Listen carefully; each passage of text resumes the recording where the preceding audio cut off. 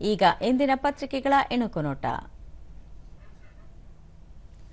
ಮನಮೋಹನ ಅಮರ್ ರಹೆ, ಅರ್ಥ ಮಾಂತ್ರಿಕನಿಗೆ ದೇಶದ ಕಣ್ಣೀರಿನ ವಿದಾಯ. ಶೀಘ್ರ ಕೇಂದ್ರದಿಂದ 60,000 ನೌಕರಿ ಭರ್ತಿ. ರೈಲ್ವೆ, ಜಲಶಕ್ತಿ ಇಲಾಖೆ ನೇಮಕಾತಿ ಕನ್ನಡದಲ್ಲೇ ಪರೀಕ್ಷೆ. ವಿ ಸೋಮಣ್ಣ.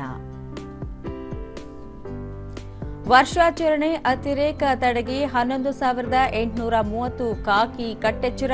ಮಹಿಳೆಯರ ಸುರಕ್ಷತೆಗೆ ಹೆಚ್ಚಿನ ಆದ್ಯತೆ. ನ್ಯೂ ಪಂಬನ್ ಸೇತುವೆ ಶೀಘ್ರ ಲೋಕಾರ್ಪಣೆ. ದೇಶದ ಮೊದಲ ವರ್ಟಿಕಲ್ ಲಿಫ್ಟ್ ಸಂಪರ್ಕ ಸೇತುವೆ ಎಂಬ ಹೆಗ್ಗಳಿಕೆ. ನಿತೀಶ್ ರೆಡ್ಡಿ ಶತಕ. ಭಾರತ ದಿಟ್ಟ ಹೋರಾಟ. ಫಾಲೋ ಆನ್ ಭೀತಿಯಿಂದ ಪಾರಾದ ಭಾರತ. ಇವು ಇಂದಿನ ಪತ್ರಿಕೆಗಳ ಪ್ರಮುಖ ಸುದ್ದಿ. ಉಳಿದಂತೆ 6 ರಾಜ್ಯಗಳಲ್ಲಿ ನಂದಿನಿ ಕ್ಷೀರಧಾರೆ. ತಿಂಗಳಿಗೆ 75 ಕೋಟಿ ರೂಪಾಯಿ ವಹಿವಾಟು.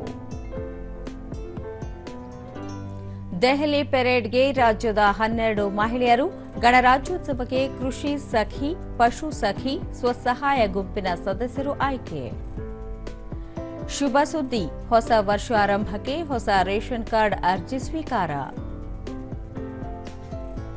ಕನ್ನಡ ತಪ್ಪು ತರ್ಜುಮೆಯಿಂದ ರದ್ದಾದ ಕೆಎಎಸ್ ಪರೀಕ್ಷೆ ಇಂದು. 384 ಹುದ್ದೆಗಳಿಗೆ ರಾಜ್ಯಾದ್ಯಂತ ಮರುಪರೀಕ್ಷೆ. ಬಹು ನಿರೀಕ್ಷಿತ ಚಿತ್ರಸಂತೆ ಜನವರಿ 5ಕ್ಕೆ.